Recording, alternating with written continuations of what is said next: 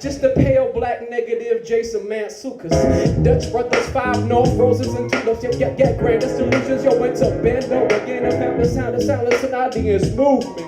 In Corvallis, she reached for my what? No, it didn't happen. I'm sorry. On to the next few days, you're up the border, verily blacked out, booking amplified group therapy, Lord. Incredibly black and extremely eccentric in Oregon.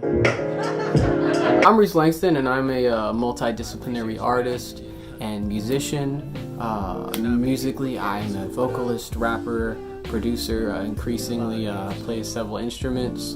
And I got into music really through writing. That was the discipline that really pushed me towards being interested in music, because I've been always interested in narrative and conceptual forms and being able to translate something literally into something a little more experiential. Like, music really hits people, it can really hit you, and you don't kind of realize it until you're in the midst of it. And I think the fusion between being able to bring strong concepts and literal meanings and kind of just communicate ideas directly to people in a very experiential way is something that really intrigues me.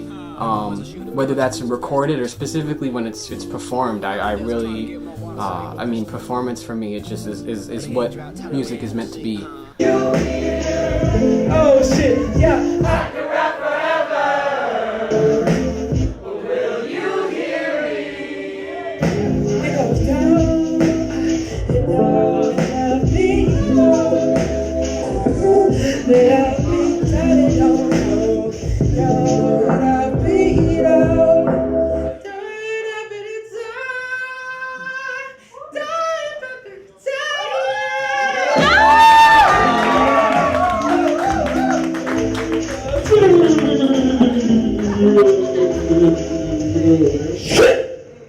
You know, I think that this is like a kind of a glass slipper for me, because people often tell me, you know, they hear my music and they say it's, you know, it's really interesting, it's really great, they hear it in recorded form, but then when they see me live, they really understand the necessity behind it, in the sense of the personality and the uniqueness of it and the breaking of forms. You know, I'll go from kind of rapping like an old school rapper to doing some more contemporary zany things, to kind of pulling out and doing like a spoken word passage into some stand-up comedy, and it all sounds a little like, you know, trying to do too much, but there is a level of, I would say, mastery and mastery in the sense of being willing to be humbled and learned through trial and error of performance that I really like to exude and like to make myself open to.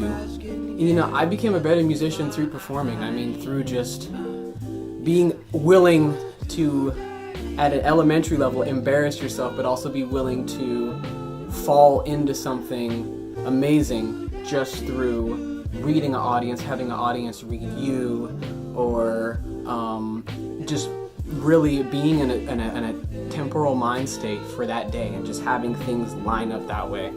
And performance has really influenced the way I record in the studio. I mean, I use performances in a way that I'll write something and I'll just hash it out in front of a crowd, and I'll debut something constantly, and then when I'm in the studio, it'll, you know, get to the point where I am able to have it kind of figured out and before many people, in the minds of many different interpretations, and you know, it's a captured performance there.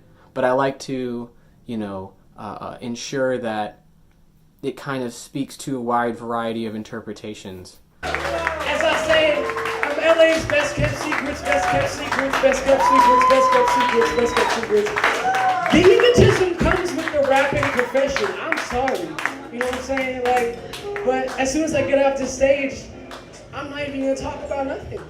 You know, it's fine. Or I'm not gonna talk about anything, excuse me, proper language.